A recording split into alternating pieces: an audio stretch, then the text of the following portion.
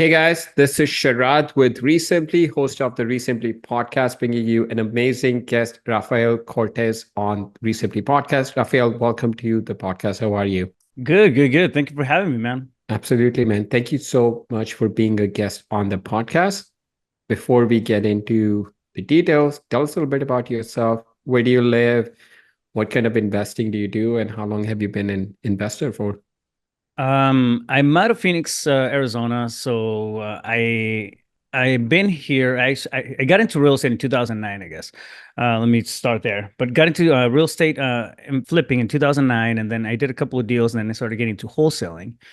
So I started wholesaling around 2012, and I mean, I just never looked back. So it's one of the biggest things that I do now. I'm a real estate broker as well. I'm a business psychologist, so I have a practice where I consult coaching and different verticals in different businesses. And then I own my fix and flip and wholesaling company, right? So I own three different businesses. Two of them are in real estate, like I mentioned. And yeah, man, it's most of the stuff though. Like I want to say that a good 80% of the stuff that I do in the space of real estate is going to be in the wholesaling space. So you started in 2009 with flipping, and then 2012 you got into wholesaling, right? Right. Yeah. Did, 2011-ish, 12-ish, something like right. that. Yeah. What were you doing before that? Did you always have some inclination towards real estate? How did you get No, into I that? actually I started as a firefighter. So I used to be a firefighter in Yuma, and this is when I turned 19. I became a firefighter. Did that for a few years, and then in the interim, I started looking at different just business opportunities. So I ended up launching my first business a couple of years later, and that's when I left the fire department. But that business was in transportation. So this is early 2006, 2007. And so I did that for a couple of years, put together some cash, and I wanted to deploy it and just kind of reinvest it somewhere else, right? And I mean, I knew how to swing a hammer, so I went. I figured I'm gonna do flip project. 'Cause I used to work construction when I was in high school and college and that sort of thing. So it just kind of it seemed like the obvious thing because that's what I knew. And Right. uh, and I mean, I went right into fixing and flipping while I still had the other business, and so I was doing both at the same time. And so, I mean, that worked out for a while, and then, I mean, I just figured out there's easier ways than Mm. than actually being out there doing the entire, fix and flip process. Yeah, I mean, you started out at the right time, like 2009. Imagine like the house prices were at their lowest it had been in a long time, but Right. the selling was not been an easy process around that time, like easy, thing to do. So you flipped for about 3 years, and then like what happened? Are you still working as a firefighter, while flipping houses? And then how did the transition to wholesaling happen? No, so when I launched my transportation business, I left the fire department. So Oh, I you still did? had Okay. that business and I was growing that business, right? So I was doing both. I was the business owner of that transportation company, and then I started playing around with real estate investments and fixing and flipping. So I was doing both simultaneously for a while, until I sold the transportation business and then went all into the real estate space. At that point, I already done a couple of wholesale deals, and I mean, I figured like, man, this is the thing that I want to learn. I want to dive deeper into this. I still fix and flip, but I Right. cherry pick the stuff that I do. So I'm not a volume fix and flipper. I do Right. more of hotel type stuff, cosmetic rehabs and that sort of thing. So I cherry pick the deals, and because I'm direct to seller, I have the opportunity to do that and still make big spreads. So Got it. And yeah. then, so in 2012, you started wholesaling, and then you basically kind of started scaling that. Yeah. I mean that's correct. Yeah. So, I did it by myself for a long time. I think longer than I should have. And I actually started as an acquisitions guy for Sean Terry, and I mean that pushed me in the right direction. Really, I mean I cut the learning curve. I mean quite a bit through that experience. So did that for a while, and then I branched off on my own and started working on my deals and doing my own thing there. Right. So, are you doing everything in Phoenix? Yeah, at the time, yes. Now I'm national, so primarily marketing 20 counties throughout the country. Um, Okay. And but we, I mean, we do deals all over the place. We get deals in just random areas, and just because of the systems and the processes that I have in place, I mean, we're able to Right. take pretty much any market and dive into it. So Okay. How many states are you in? You said 20 counties, but how many states? it's four states. So primarily we're doing Florida, Arizona, of course, Nevada, Indianapolis, Okay. Texas. We do Right. some Cali. Okay. Uh, some in California. But I mean, the crazy thing is like a lot of stuff that we're doing right now is PPC, pay per click. So we get Okay. leads coming in, but they're like we got a lot of stuff in New York, we got just different areas of, you know, um Atlanta, deals there for some reason. Even if we're not marketing those specific areas, because we're online, people see the website pop up when they're traveling or they're in the area, Okay. and they just, we get random deals all over the place. But intentionally, we market in 20 counties in those states. And then, so what was it about flipping that you didn't enjoy and made you kind of look at wholesaling? Was it were you doing all the work for the first like 2, 3 years? Were you doing all the work on these flips yourself? Or did you have a crew Yeah. working on these? Yeah, no, I mean, I ended up having a crew to come in and help me out and everything, but I mean, I was actively in there, so I would go in and okay, let's remodel the kitchen. I'd be taking down the walls and then Right. fixing the kitchen, the cabinets, and all that stuff. So I was doing some of the work myself, and then I realized after the first flip that I needed to move faster.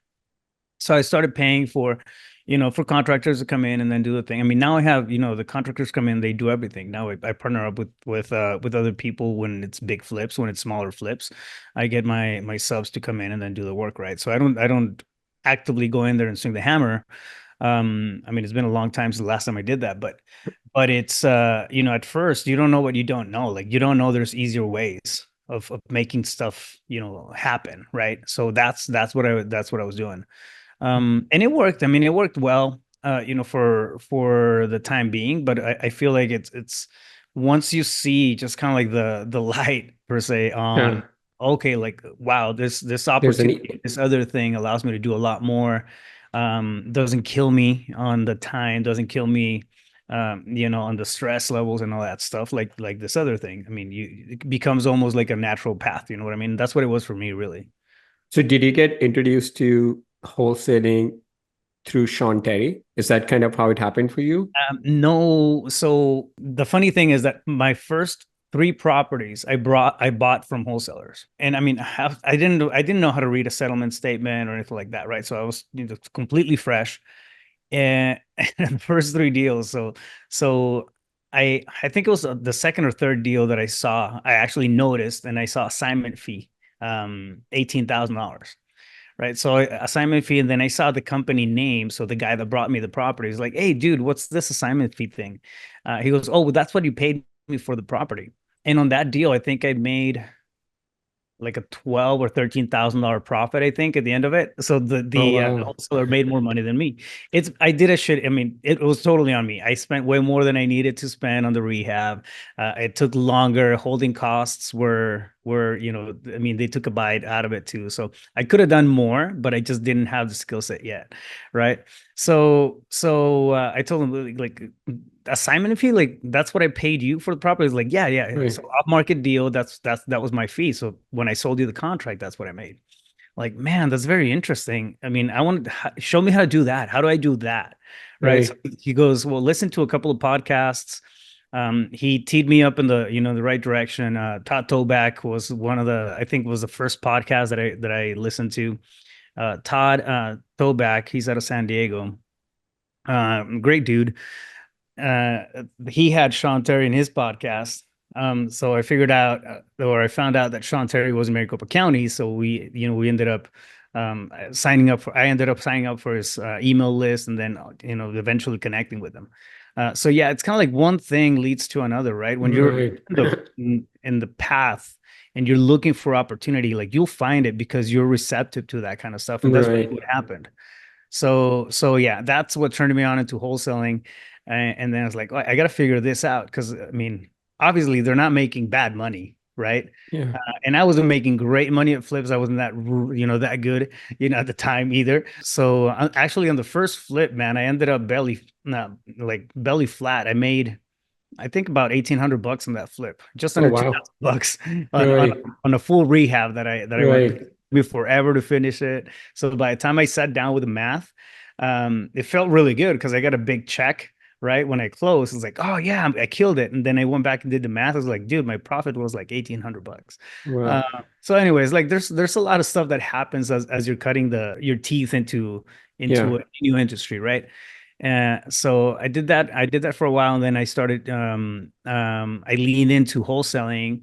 I Right. started cold calling. I started, doing, taking the steps. I listened to to Sean's podcast, and like just listening to a couple, some of the information out there and applying, actually taking action on that stuff. I started closing. So I closed a couple of deals by the time I ended up working with Sean. Sean. So yeah. So I So mean. so the And first I flip you made game over. 1800, and third flip you made 1200. So you weren't like absolutely, I mean, you're making money, you were not losing money. And then you had a transportation business on this side also at this time. But what Yeah. was it about, Well, that was my like, primary business at the time. So, right, so I was side gigging, fixing and flipping and the whole real estate thing. right. But you So, only made like, 1800 on the first, you don't know how much you made on the second, but the third you made like 12,000. But what was it like? What was your mindset where you have this business, transportation business, you're running that, and this is a side gig, and you're like, okay, I'm going to sell my primary business and I'm going to just double down on the real estate business. Like, what was that mindset? What was that decision process, making so process like? at that point, I mean, I knew that I didn't like the transportation industry. Got it. Okay. And to me, I'm a lifestyle entrepreneur. It's got to fit like with the type of life that I want to live, the type of freedom that I want to have, right? Right. Yeah, the type of results that I want to get. They very much go hand in hand with the amount of stress that I choose to adopt, right? And I feel like every time we're doing something new, we're adopting a new level of stress. So if you're game for that, it's totally fine, roll with it. But to me, it's like, man, transportation is it's high stress. There's a lot of moving parts. The margins are not that great. Like there's got to be a better way. So, and I was already mentally checked out from that. It was still feeding Okay. me. I mean, I did really good. I grew the company from no vehicles because I built it from the ground up to a good sized fleet. And I mean, at the end of it, I had I think 40 plus employees. Oh, wow. So it grew to a good, healthy Yeah. size, right? Before I sold the business, and to me, it was finding out, finding something else that I could lean into, and I don't think I would have gone super hard on just fixing and flipping, but I did find wholesaling, and I'm very much everything. I believe in systems and processes. If you can automate and delegate something, like you have the ability to take back your time, right? I was able to do to a point, to a degree on the transportation business. So it's like, man, if I can apply some of those principles on the wholesale side and automate some of these the tasky stuff, right? Get really dialed in on the SOPs for the lead generation campaigns and the acquisitions process, dispo process. I started understanding things from a biz ops standpoint. Right. It's like, this is doable. Like I think I can lean into this and then turn this into a machine. Yeah. Right. So that was my whole thing. More of a longer play than oh, I want to make a deal and then move on to the next deal and move on to the Yeah. next. Yeah. No, but you're thinking about it the right way. And you said that you sold your transportation business because you're a lifestyle entrepreneur and you don't want to be in that. Like, what is a lifestyle entrepreneur? Um, I mean, I call it that, right? I mean, I don't know if that's the right term. Like, how do you define it? Yeah. Yeah. Lifestyle is more important than the numbers. On the bank. For example, if I'm gonna make, I don't know, if I make a, 5 million on something, but it's gonna ask me to, work 23 hours a day. I don't care how great it looks. If it's 10 million, maybe the Right. the next, best thing since sliced bread, but it's gonna force me to be, there 23 hours a day for the next, 5 years. I feel like I'm losing 5 years of my life, right, for that. So it's not a fit for me. I feel like we all have that magic number that we got to hit to be happy and stable and prosperous, right? To feel like we're thriving. Right. So I have that. Anything above that, it's a cherry on top. Not that I'm complacent, with the amount of money that I make, but I don't let that define the stuff that I'm not. Okay, this is, you get to a point where when you're out of survival state that Right. you start to pick and choose. Like, man, like no, that's too much. It's too much brain damage. I mean, Yeah. it's not in alignment. It's a good opportunity, but it's not, in alignment with the type of stress and life and headaches that I want to have at this time. You know what I mean? Right. So I feel like putting that in first position as opposed to, oh man, that looks like a lot of profit. To me, that's more important, right? Right. I want And to spend time with the family. I want to spend time with my friends. I want to be able to take vacations. I want to have that time freedom, and I want to have a bunch of cash, right? That's going to right. substantiate that. And to me, having a counterbalance between the two creates a good life approach. Were you always had this mindset, or did that evolve over a time period? No, it definitely evolved. If I go to the early days when I was, trying to bootstrapping everything, and I'm very much a bootstrap entrepreneur, meaning, there's you put in the sweat equity, right, to build something from the ground up. So I don't come from a wealthy family. I grew up in a mobile home, and to me, so everything was like a benchmark, right? So okay, I hit this number, and now I feel like for the first half of my career as an entrepreneur, I was trying to get out of that survival state, out of that survival mode. And it's crazy, man, because what we're doing is chasing the dollar, and it's to me, it wasn't coming from a space of greed. It was coming from a space of like, man, I just want to have enough money in the bank account to feed my family, pay the mortgage, pay the car, and survive, right? So that's what it was coming from. What happened to me is I started doing really good on the transportation business. I grew that and started making money, and I was no longer in a survival state financially, but my mindset was. I was still operating under that, Mm, survival mode, and then it was like I started to realize like, man, I'm still working, a lot longer than I need to for the type of joy that I want to have in life. So I got burned out when I was in my mid 20s, meaning that I didn't want to go to work. I didn't want to show up to the office, just because of all the time I was spending there. It's like, man, this is not me. This is, I'm not that type of guy that's not excited about what they're doing. I've always been excited since I can remember. And that, I mean, that was a collateral damage from spending too much time in a space that wasn't in alignment with the type of life that I wanted, because I was operating under that survival mode mentality. right. So getting out of it, I started to realize and line up, right? So my priorities, being family, being time and quality time, with the people I love. I mean, that became, one of the biggest things. So my relationships, I started nurturing my relationships again, and of course, operating and having results, right? Continuing results. At that point, the crazy thing is, or that I found is, the happier the energy we carry, the more profits we have. So money is a byproduct of how we are doing, how, what kind of energy we're putting out into the world, right? And that's across the board, through relationships, through impact, through, being a ripple effect in somebody else's life in a positive way. Money becomes a byproduct of us, operating under that, that type of energy, and it took me a while to just register that, but it truly is that way. So I realized, like, if I just focus on the stuff that matters to me and start picking my priorities that way, Yeah. right? And I get my focus off of that dollar amount, and I just like, okay, to be happy, I want to make an impact. I want to have a ripple effect in somebody else's life. I want to contribute, right? Um, and that's going on. The money comes in automatically. Why? Because the Yeah. byproduct of you doing good in the world. So it just completely gave me a shift in perspective when it came to how I saw the world financially, how I saw my time, as far as how much, value it has. And I guess that's a long answer to your question, but to sum it up, it was definitely a transition period for me to grow out of that, scarcity mentality into this other space. Where it's like, man, we can create and thrive through flow, right? Yeah. No, man, absolutely incredible answer. Thank you for sharing that. And you mentioned like a big part of why you're doing what you're doing is you want to make an impact, right? Yeah. Tell me a little bit about that. Like, how do you want to make an impact? How do you want to make this world a better place? Is it for your family? Is it for your employees? Like, what does that mean to you? The answer is because why not? So it's not necessarily just, I see a lot of people lean into the employees and the family, or I want to have, my kids. I'm doing this for my kids. But at the end of the day, like I think we all have, when you find purpose, you find a gift. You find something that's going to wake you up in the morning. It's going to give you that fire in your belly to, to keep going out there and contributing.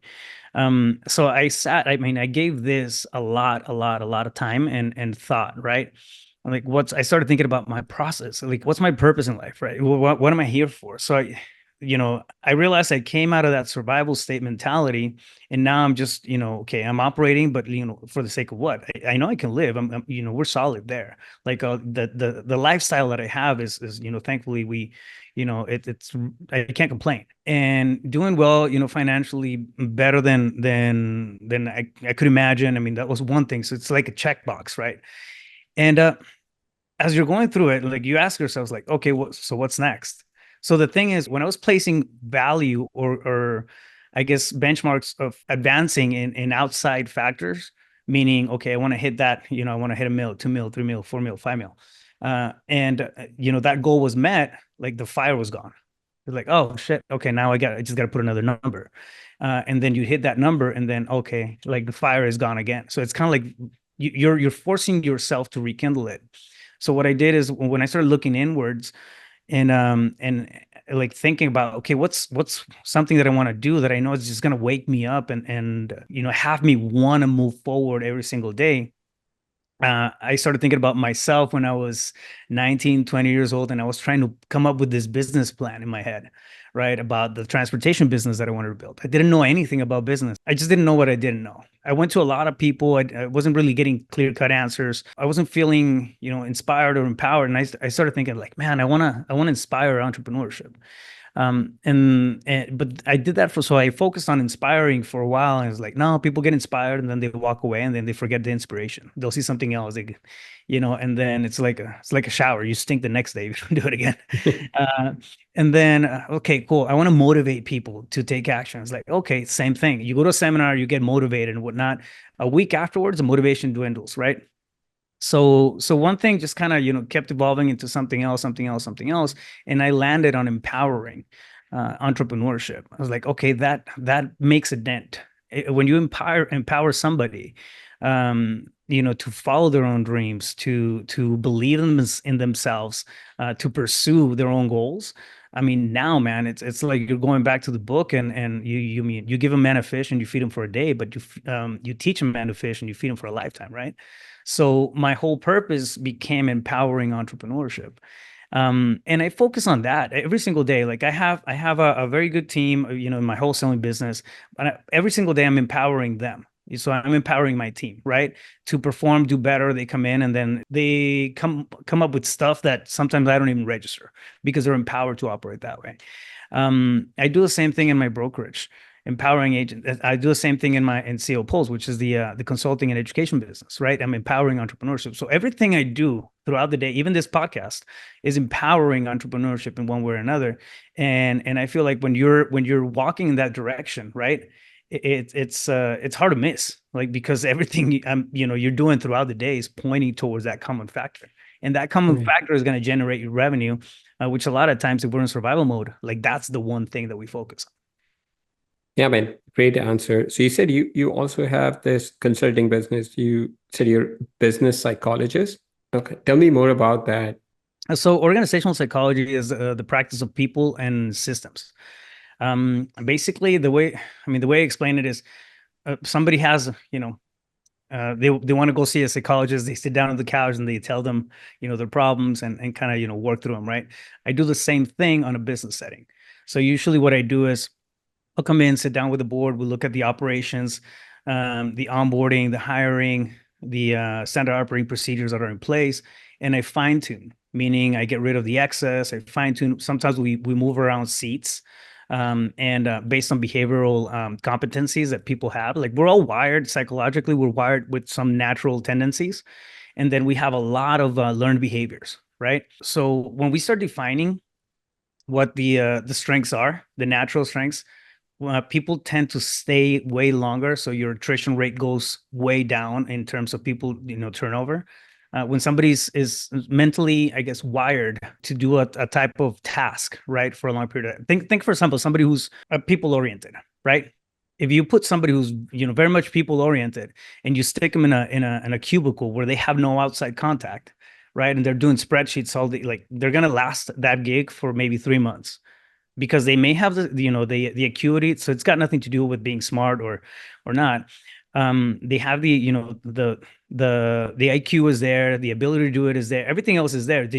They're not wired. Why? Because they're people persons, right? Right. So what happens when we're adapting behaviors, the more we adapt to a certain task, the more stress that we have at the end of the day.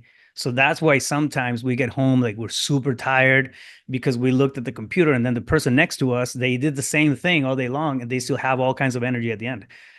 Their mental wiring, it's a strength for whatever that task is. So anyways, a lot of what happens in biz ops is I mean, it really comes down to even before the onboarding and the hiring of employees, and that's some of the stuff that I think we overlook a lot. So anyways, that's part of what I do as an organizational psychologist, is figuring out the strengths of the people and then fine tuning the systems and the processes of the business so they can mesh together and work, And are you right? doing this just in real estate or just No, across different industries? no, I do it across different verticals. I mean, but the coaching that I do for one-on-one students and group coaching and that sort of thing is in real estate.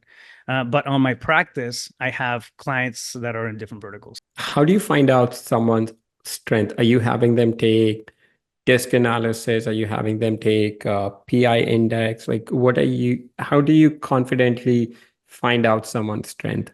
So yeah, I mean, there's so many different assessments out there. I built some myself as well, but the at the end of the day, like, it doesn't matter what assessment you're using. I think more importantly, it's having the awareness of the people that you onboard, that you bring on.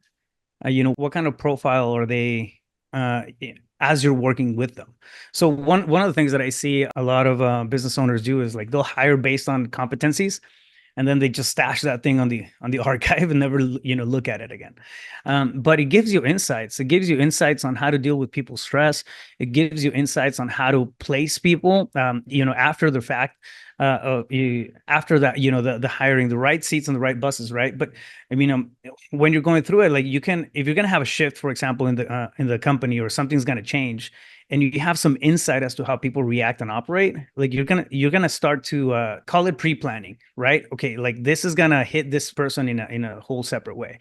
So I feel like one of the most common fallbacks is, or the defaults is, not using the assessments once we get them in through the door. I love DISC. DISC is simple. I mean, it's easy to interpret. It doesn't have like, you have subsets of DISC, but I think if you understand how to recognize, each one of the behavioral profiles, and you can have some context as to how to mix them up, like, you're going to have more than enough information, than you need to figure out how somebody processes info, Right. right?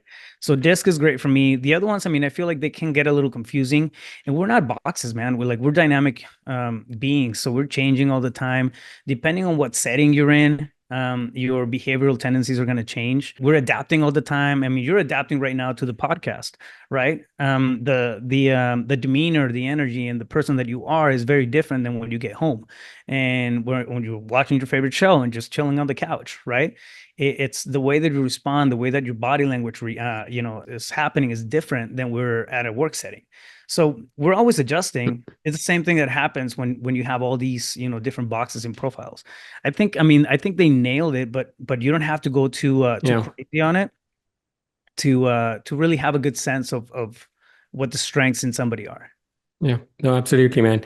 You said it. People sometimes just try to force themselves into a box because they think, oh, my disk profile was this, but that's I'm a not driver. the Yeah. case here. I mean, you could be a different person in when you're with your family versus how you show up, when you're at work. So, and you Yeah. said you also have a coaching program where you do one-on-one coaching and also a group coaching.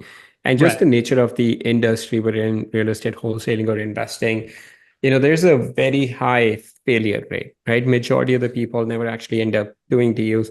My first question to you is, can anyone be a real estate investor, but there's some people that need to look back and say, this is not for me. I think that's a, I mean, that's a conversation you like everybody's gonna have with their own selves. I think everybody can do it. It's not rocket science. It's not one of those things that oh my God, my IQ has to be 140 to hit. No, it's doable. It's nuts and bolts. It's a process, that you can go through, and it's very. I mean, people have walked it a million times the same path, right? We see a lot of people getting rich just off of real estate. Um, so I think everybody can do it. To answer that question, now the conversation I feel that people have to be honest about is like, do I really want this?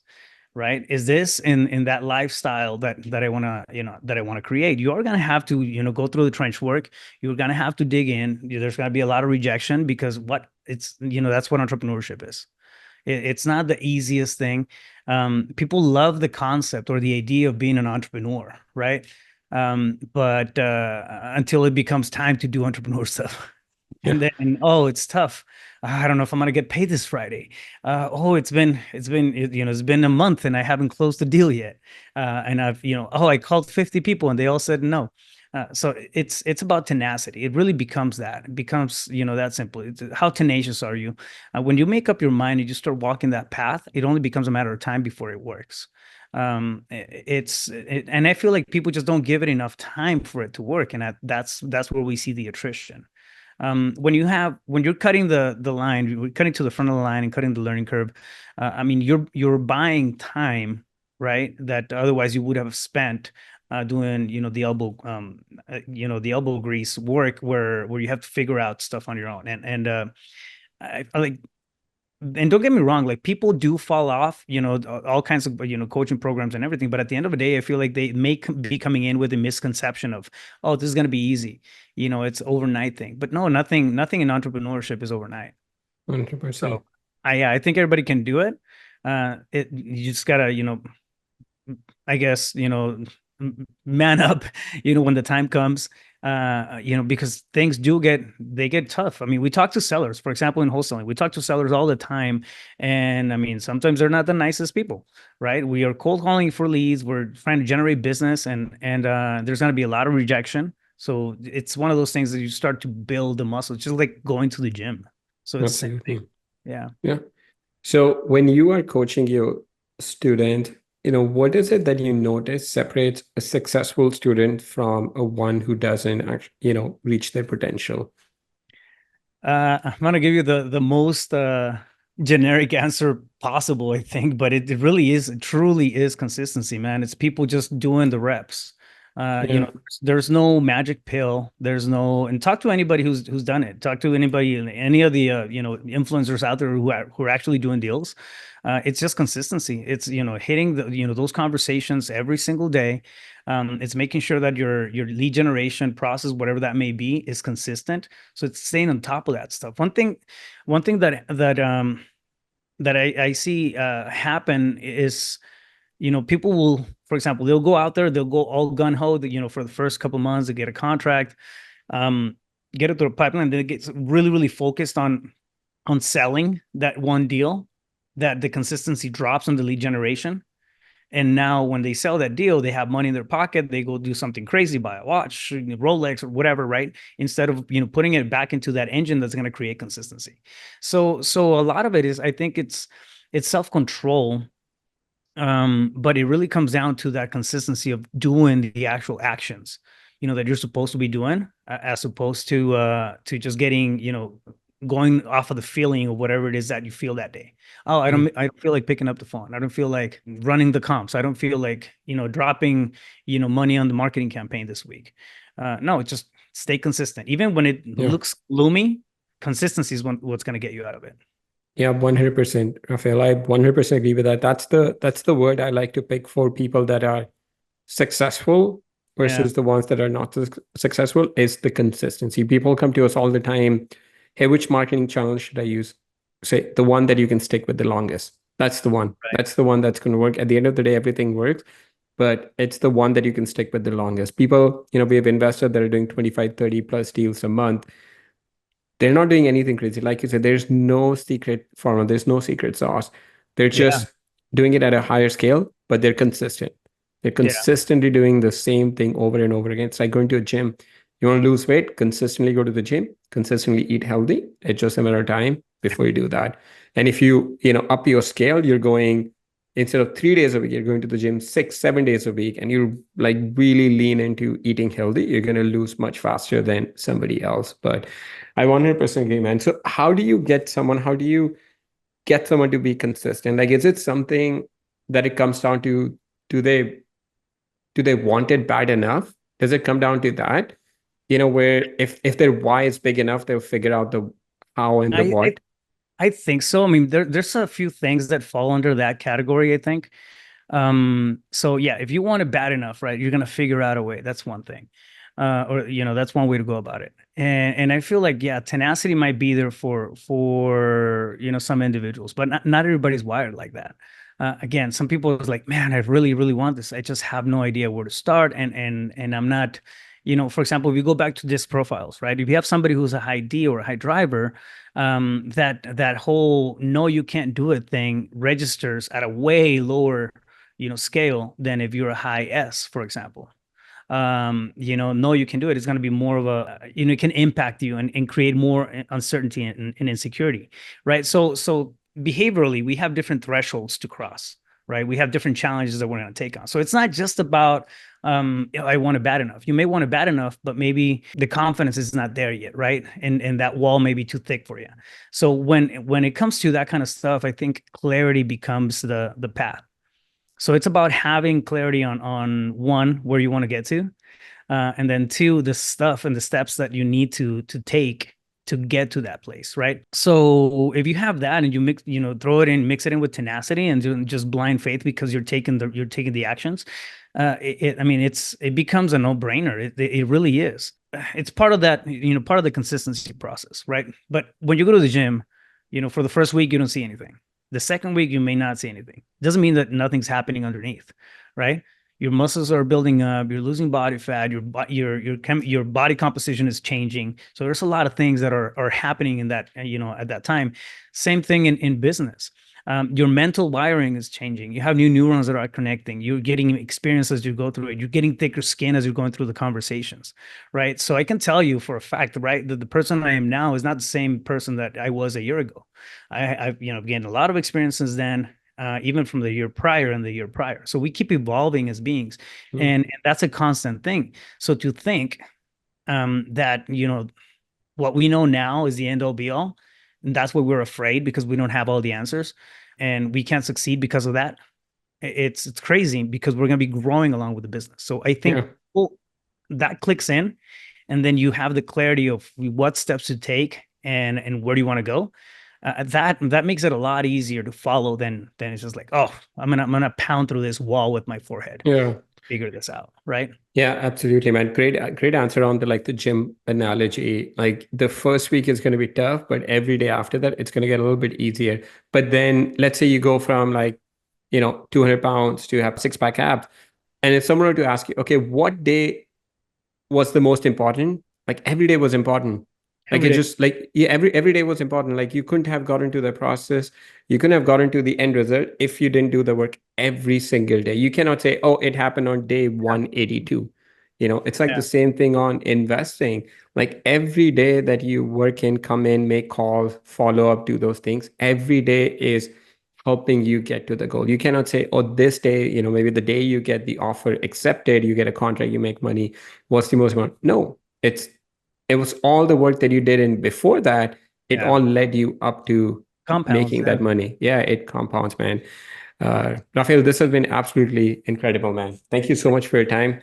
My Final pleasure. three questions for you. You got so much going on and you're a lifestyle entrepreneur. What is it that you do for fun? I do a lot of things for fun. Again, going back to the lifestyle, I love going out camping. This weekend we're going out to the beach and disconnecting. I have regular lunches with my friends, throughout the week, and that so I'm always resetting and just snapping out of the work mentality. It's pretty much how I was wired. I used to be, but yeah, I mean, I go to the gym every day. I work out a lot. I play guitar, so you see my guitar back there. Nice. Whenever I'm getting overwhelmed, even here at the office, I'll just grab the guitar and start playing around for a little bit. So I take a mental vacation every chance I get. Perfect. Yeah, it just keeps me sane, man. Yeah. Yeah. Is there one book that you look back and you say that's had the biggest impact on your life? It could be a personal book, business book, or one of each. Um, yeah, I can give you, I mean, I have a whole library, but I guess one of the most important books I've read, Psycho-Cybernetics, Maxwell Maltz. Yeah. What's the biggest Psycho-Cybernetics. takeaway from that? It's self-image.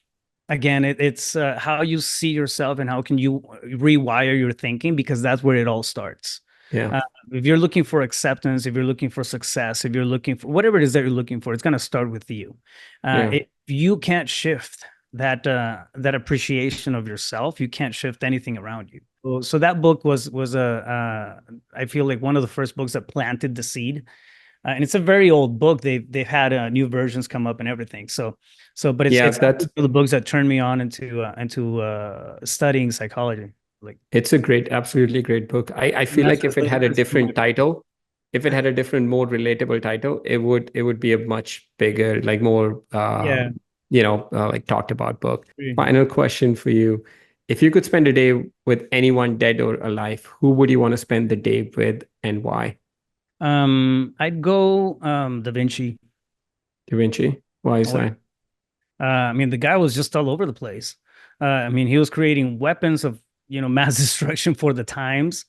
He was a creator of arts. I mean, he had this outside of the box thinking that, I mean, it's just incredible. I'm a big fan of, like, his notebooks and everything. Just his thought process was pretty wild. And to do that at the time that he was doing it, I mean, that's just, I mean, it's in itself, it's impressive, right? So Yeah. yeah. Thank you, Rafael, for sharing that. So anyone listening to this wants to connect with you, learn more about your journey or about like your coaching program, what's the best way for them to do that? I'm pretty active on social media, so if you want to touch base, just shoot me a DM on Instagram, Rafael Cortez, CEO. Yeah, I'm pretty active there. So yeah, I mean, that'd be the best place. If you want to find out about the coaching program, you can go to reiwholesaling.com. That's reiwholesaling.com. And yeah, We'll put links to all of that in the show notes. Rafael, thank you so much for coming on the podcast. I know how busy you are, so I really appreciate your time. Thank you. my pleasure, man. Thanks for the invite.